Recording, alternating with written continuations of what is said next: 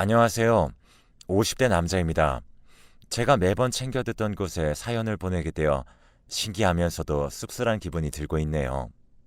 제 이야기는 정말 기막힌 이야기입니다. 저에게는 정말 사랑하는 아내가 있습니다. 아내를 처음 봤던 곳은 이태원의 작은 술집이었어요. 처음 술집에 왔는지 어색해하는 모습이었습니다. 그녀의 모습에 아직 순수한 여성이구나 생각을 했고 한참을 지켜보다가 번호를 물어보았어요. 아내는 그 당시에 제가 말을 걸어 많이 놀랐다고 했습니다. 하지만 다음날 저에게 연락이 왔고 저도 만세하는 심정으로 그녀를 만나러 갔죠. 처음 영화를 보기로 했기에 영화관에 갔는데 긴 흑발을 찰랑거리는 그녀의 모습에 반했어요. 영화를 보고 나서 식사 자리도 가졌고 그녀에게 꾸준히 만나고 싶다고 제 진심을 전했었어요. 그랬더니 그녀도 좋다고 말을 해주었기에 정말 날아갈 듯 행복했었죠. 그렇게 우리는 3년간 연애를 하며 결혼하게 되었죠. 그런데 결혼 후 같이 살다 보니 아내가 더 좋아지는 것 같았죠. 저는 출장을 자주 나갔어요. 그래서 집에 돌아왔을 때 함께 해주는 아내가 고마운 한편 월급이 얼마 되지 않아 미안한 마음이 컸었죠. 그런데 아내는 괜찮으니 그런 생각하지 말라고 저한테 그러더라고요. 정말 속이 깊은 사람이구나 생각하며 그녀가 점점 좋아졌습니다. 그런데 결혼 6개월 만에 졸음운전 차량과의 교통사고로 장기 입원을 해야 했어요. 당장 생계에 문제가 가자 아내에게 미안했죠. 그런데 저에게 생계 걱정은 하지 말라고 저를 위로해 주더라고요. 그러더니 저에게 자기가 일을 좀 해야 할 것 같아서 밤에는 시간이 안 날 것 같다고 말하더라고요. 전 무슨 일이냐고 물었는데 예전에 결혼 전에 가져던 일이래요. 지인분이 하는 야간 식당 보조 일이라고 했죠. 그래서 나 때문에 고생한다 그렇게 말했더니 몸이나 잘 회복하라더군요. 그렇게 아내는 저녁 시간에 일을 갖고 다음날 점심에 병원에 잠깐 들리는 생활을 했습니다. 한날은 아내에게 힘들지 않냐고 물었는데 일을 해서 그런지 예전보다 훨씬 기분도 좋다더라고요. 그래서 당신이 그렇게 좋다면 꾸준히 하라고 했어요. 결혼 후 최고로 행복해 보이는 얼굴에 저도 기분이 좋았답니다. 그렇게 3달이 지나 드디어 퇴원을 하게 됐어요. 오랜만에 집에 돌아가니 아내가 저를 반겨주었죠. 확실히 일을 해서 좋다는 말이 맞는 듯 여유가 생긴 것 같았습니다. 저는 이제 복직을 해야 했기에 아내와 또다시 떨어지는 게 아쉬웠지만 어쩔 수 없었어요. 아내도 걱정하지 말라고 하니 제가 일했던 곳으로 발걸음을 옮겼답니다. 오랜만에 다시 일을 하니 마음이 편안했어요. 그동안 언제 다 나을지 전전긍긍했는데 이제는 마음이 편했죠. 그렇게 복직한 곳에서 직장 동료들과 즐겁게 일을 하고 있었는데 부하 직원이 저에게 와서 말을 걸었습니다. 노는 걸 좋아했던 사람이었죠. 과장님, 오랜만에 복직이신데 술 한번 하시는 게 어떠세요? 하며 자기가 잘 아는 곳이 있어 소개를 해드리고 싶대요. 그래서 거기가 어디냐고 물었더니 흔히 말하는 유흥주점이라 바로 거절했습니다. 내가 사랑하는 아내가 있고 결혼한 지 얼마 안 되었는데 그런 말 하는 거 아니다 했어요. 그랬더니 네 하고 가더라고요. 이렇게 말을 하고 나니 갑자기 아내가 보고 싶어졌어요. 주말만 되면 볼 수 있다고 생각하며 하루하루를 버티고 있었죠. 아내와는 저녁부터 연락이 잘 안 되고 저는 아침부터 낮까지 안 되니 하루에 10분 통화하는 것으로 만족해야 했습니다. 그런데 그런 아내가 점점 의심스러워지기 시작한 사건이 생겼어요. 잔업이 많아 2주 만에 집으로 돌아왔는데 뭔가 깔끔한데도 어수선한 느낌이 들었죠. 아내는 저에게 웃으며 반겨주는데 이상한 느낌이 계속 들었죠. 그날 저녁 어김없이 일하러 간다는 아내를 아쉬운 마음으로 배웅했어요. 그런데 문득 날이 쌀쌀해졌기에 가져갈 옷을 챙겨야겠다는 생각을 하고 장롱을 열었어요. 장롱 속에는 못 보던 검은 상자가 들어있었고 궁금증이 생겨 열어봤더니 전에는 보지 못한 고가의 액세서리들이 들어있었습니다. 처음 보는 것들에 너무 놀라 순간 떨어뜨릴 뻔했었죠. 하나면 몰라도 여러 개를 가지고 있다는 게 정말 놀라웠거든요. 게다가 겉옷에서 나는 희미한 남자 향수 냄새가 저의 의심을 불러일으켰어요. 대체 뭘 하고 다니는 걸까 궁금해진 저는 내일 일터로 복귀해야 한다는 사실이 아쉽기만 했죠. 복잡한 마음과 갖가지 생각들로 인해 밤잠을 이루지 못했어요. 그런데 아침에 퇴근한다던 아내가 다른 향수 냄새를 풍기며 방으로 들어오는 게 아니겠어요? 하지만 자는 척을 했고 아내는 한치의 의심도 없이 옷을 갈아입었습니다. 그리고 화장실에 가서 씻고 나오더라고요. 전 아내가 씻을 때 몰래 휴대폰을 열어봤는데 예전에는 없던 잠금 화면이 있었어요. 이러한 행동들이 저의 의심을 불러일으켰고 저는 밖에서 아내가 어떤 일을 하는지 알아야겠다고 마음을 먹게 되었답니다. 그렇게 아침이 되었고 저는 복귀 준비를 했어요. 가을옷 몇 벌이었죠. 그렇게 늘어나는 고민들을 품고 주간 업무가 시작되고 도저히 생각이 나서 집중을 할 수 없었습니다. 평소와 다른 저의 모습에 부장님도 무슨 일이 있냐고 할 정도였으니까요. 그런데 이런 걸 어떻게 말을 하겠습니까? 점심밥도 대충 먹고 휴게실에 들어가는데 그때 그 부하 직원이 다른 직원들에게 뭔가 보여주며 괜찮은 곳이라고 했어요. 그런데 그걸 본 직원이 저의 눈치를 보며 살포시 다가와 한번 보시라고 말했어요. 저는 내가 봐야 해? 하고 폰을 받았는데 그 속엔 아내의 사진이 들어있는 게 아니겠습니까? 순간 열받아서 부하 직원한테 스토커냐고 했더니 자기가 가는 유흥주점 마담이라고 말을 했습니다. 그 말에 머리가 멍해지는 기분이 들었죠. 부하 직원은 이런 저를 눈치 못 채고 신이 나서 말을 계속하더라고요. 옆에 있던 다른 직원이 눈치를 채고 조용히 시켰어요. 저는 그곳이 어디냐고 물어봤고 부하 직원이 말해준 곳을 휴대폰에 기록해 두었습니다. 사랑하는 아내가 일하는 곳은 유흥주점이라는 사실이 정말 충격적이었어요. 처음에는 생활고로 인해 힘들어서 시작한 게 아닐까 하며 혼자 생각했지만 예전부터 하던 일이라고 했던 게 머릿속에서 미처 떠나지 못했습니다. 직접 확인을 해봐야겠다는 생각이 들었어요. 그래서 계획을 차분히 세우기 시작했죠. 대번에 들이닥치면 아내가 과연 인정을 할까 싶었네요. 증거부터 먼저 확보를 해야겠다는 생각이 들어 주말을 노리기로 했어요. 주말과 함께 월요일부터 수요일까지 그동안 못 쓴 연차를 신청하고 집으로 향했습니다. 평소와 같이 아내가 나왔죠. 저는 아내가 출근을 위해 씻을 때를 노렸고 아내의 폰을 드디어 잡을 수 있었어요. 그런데 잠금이 문제였고 아내의 생일부터 흔히 쓰는 비번들을 다 눌렀지만 열리지 않았어요. 근데 문득 연락을 많이 하면 여러 자리는 불편해하지 않을까 하는 생각에 0을 4번 누르게 되었죠. 그러자 잠금이 해제되면서 안이 보였습니다. 처음으로 들어가 본 건 카톡이었습니다. 그 안은 김 사장, 윤 사장, 박 사장 등의 이름으로 무수히 많은 카톡방들이 존재해 있었어요. 저는 어떤 대화를 나눴나 싶어 들어갔다가 충격을 받게 되었습니다. 그 속에는 아내와 함께 달달한 톡을 하던 남자들이 한가득이었죠. 그리고 이어진 메시지함에서도 비슷한 상황이 벌어졌어요. 언제나 저만 바라볼 것 같고 순수하게 느꼈던 아내의 뒷모습에 소름이 돋았습니다. 이것들이 있다는 사실을 알았으니 오늘 밤 계획을 진행해야겠다고 마음먹은 후 휴대폰을 제자리에 뒀어요. 그리고 그날 아내는 여느 때와 같이 출근을 한다며 밖으로 나갔죠. 저는 출근하는 아내의 뒤를 조심스럽게 따라가며 바라봤어요. 아내를 따라간 곳은 집에서 한참 가야 하는 한적한 동네였습니다. 그리고 두리번거리더니 한 주점으로 들어갔죠. 아직 영업시간이 아닌지 간판에는 불이 들어오지 않았고 이런 사실들을 직접 확인하고 나서야 주점에 다닌다는 사실을 확신하게 되었답니다. 앞으로 어떻게 해야 할지 막막한 기분을 느끼며 집으로 겨우 돌아왔어요. 그런데 정말 잠이 안 오며 자꾸 머릿속으로 이상한 생각을 하게 되었죠.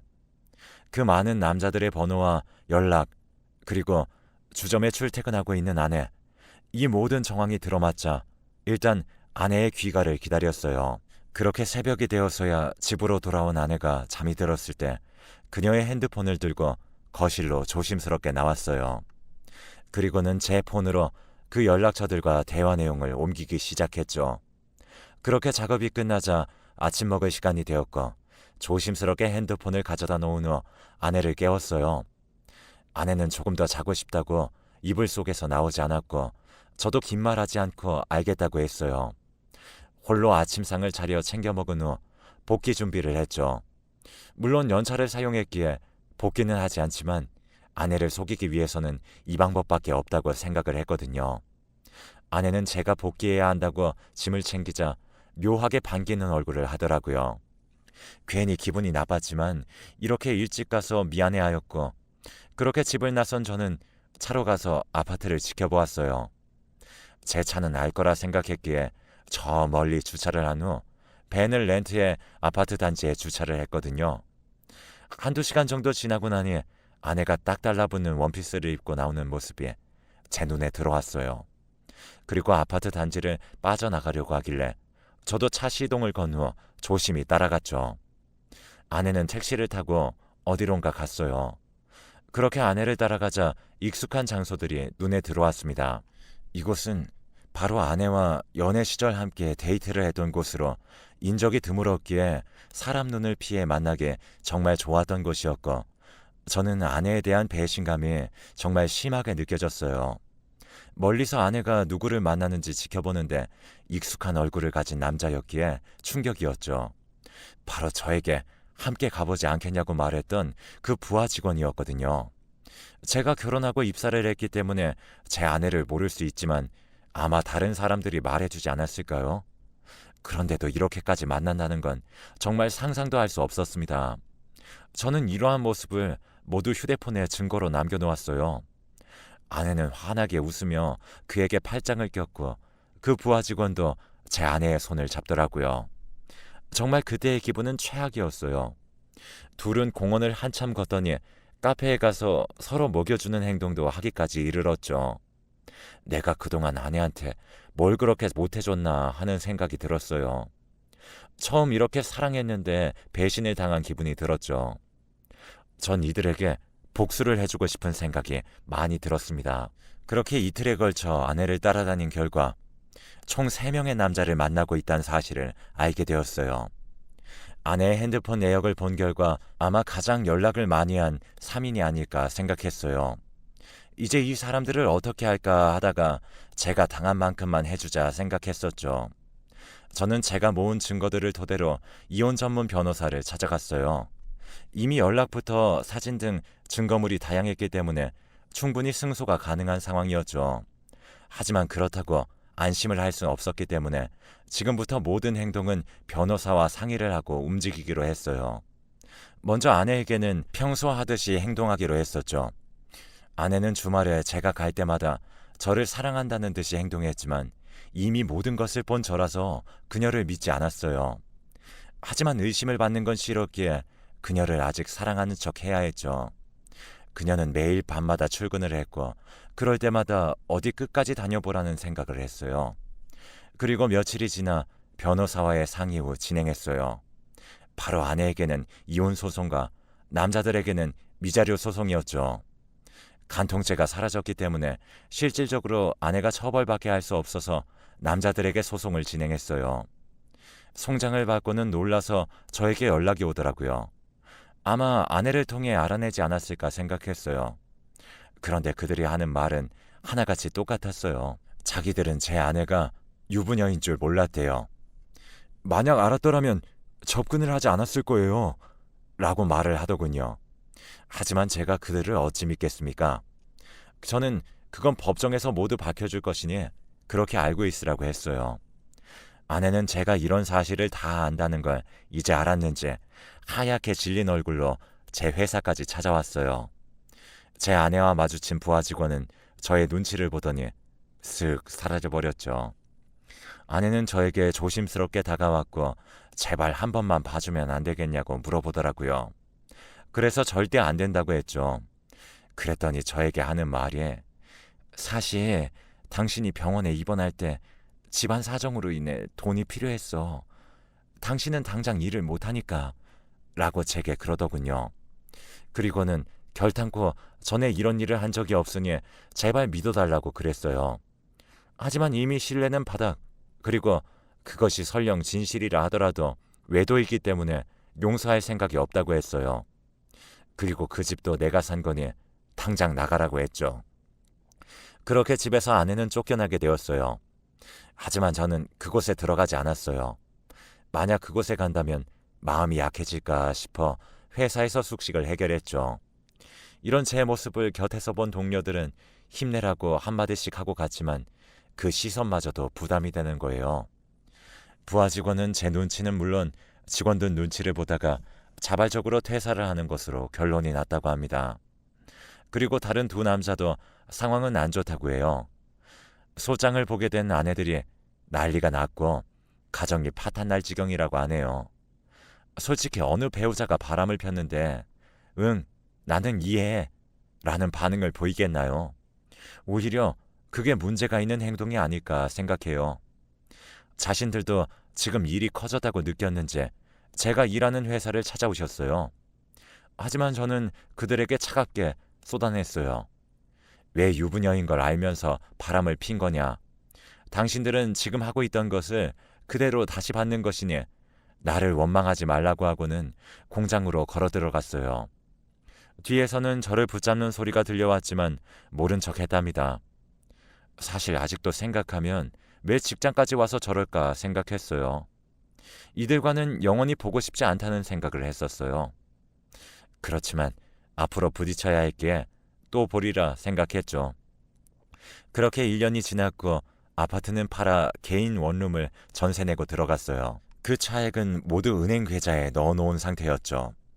아내와의 이혼 소송을 먼저 진행하는데 그동안 변호사와 제가 발품 팔아 모신 증인들의 증언으로 인해 아내 측은 상당히 불리해졌어요. 그럴 수밖에 없으리라 생각해요. 아마 아내가 어릴 때부터 함께 지내온 사이라 서로에 대해 잘 알지 않았을까 생각하고 있어요. 제가 데리고 온 증인은 그 가게에서 일하던 종업원들이었으니까요. 아내는 그곳에서 일을 하며 지냈다고 해요. 이혼을 하는 마당에 이젠 거리낄 것도 없다고 생각했겠죠.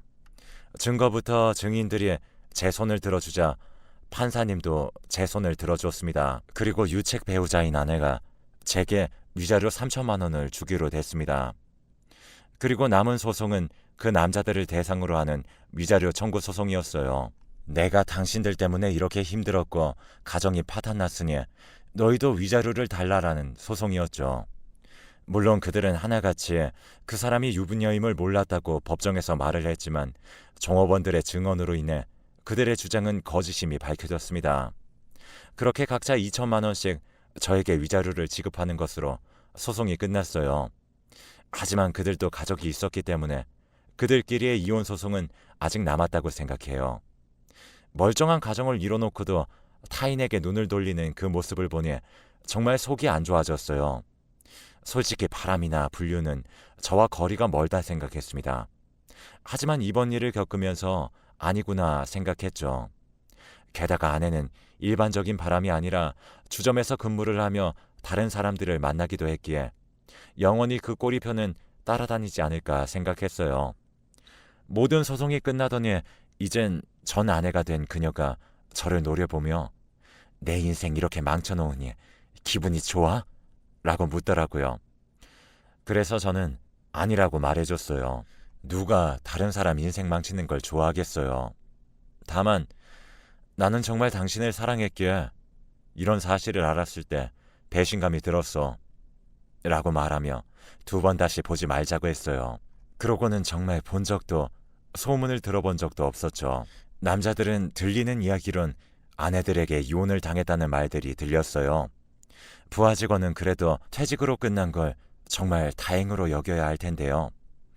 이제 30대 중반이 된 저였으나 새로운 사람을 만나는 것이 매우 두려웠어요. 그래서 여자들에게 거리를 두고 지내는데 이런 저에게 다가오는 한 사람이 있었습니다. 바로 지금 와이프인 지연이었죠. 이 사람은 우리 회사에 입사한 어린 여자였어요. 저는 그 당시 상처가 컸기 때문에 거들떠 보지도 않았는데 그런 모습이 좋았다고 하더라고요. 아직도 그게 뭐가 좋은가 싶긴 해요. 그녀의 고백을 계속 거절하던 중 고백데이라고 불리던 날에 그녀가 고백을 했고 저는 결국 승낙했죠. 그렇게 1년의 연애 기간이 지나 저는 재혼을 하게 되었답니다. 처음에는 그녀를 믿지 않았어요. 하지만 시간이 지날수록 보이는 그녀의 진심에 마음을 열고 다가가자 걷잡을 수 없이 감정이 살아나기 시작했죠. 그녀는 이전에 제게 어떤 일이 있었는지 동료들에게 들은 것 같았지만 말을 꺼내지 않고 있어요. 오로지 제 기분이 좋아지길 바라며 밝고 활기차게 생활하고 있답니다. 그런 모습이 정말 귀여웠어요. 나에게 고백을 해주고 행복한 가정을 꾸리게 해준 아내에게 고마워서 결혼 기념일에 고급 레스토랑에 예약해 가게 되었습니다. 생각하지 못했던 서프라이즈에 아내는 감동받은 듯 하였습니다. 식사를 하고 있던 도중 맞은편 테이블에 전 와이프가 앉아 있었습니다. 저는 깜짝 놀랐지만 생각하지 못했던 장소에서 보게 된 거에 대한 놀라움 뿐이었지 별다른 감정은 없었어요. 변하지 않는 모습에 한심함만 느껴졌죠. 여전히 남자를 사귀며 살고 있는지 그녀의 맞은편에는 젊은 남자가 앉아 있더군요. 그녀의 모습을 보고 제 맞은편에 앉아 있는 아내의 모습을 보자 저는 정말 행복한 사람이라는 걸 다시 한번 느꼈습니다. 그리고 지금 아내에게 더욱 고마워졌고요.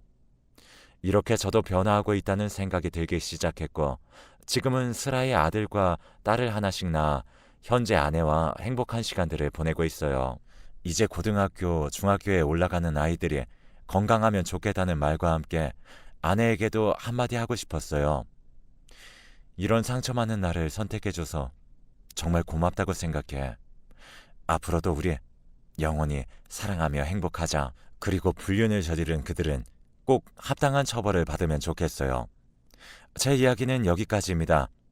들어주셔서 감사합니다.